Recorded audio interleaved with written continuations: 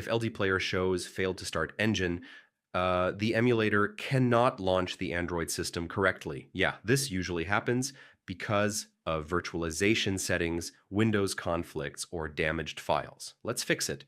First, close LDPlayer completely and restart your computer. Sometimes the engine fails to start because of a temporary system issue, and a quick restart clears it. Next, make sure virtualization is turned on in your BIOS.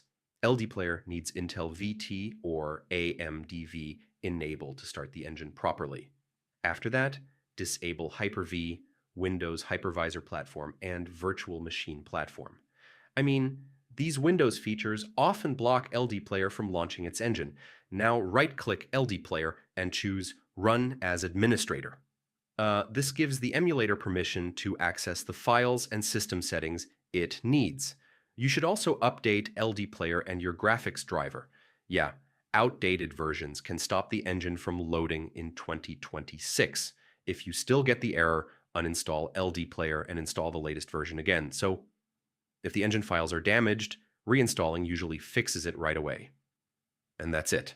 One of these fixes should solve the failed to start engine error and get LDPlayer working normally again.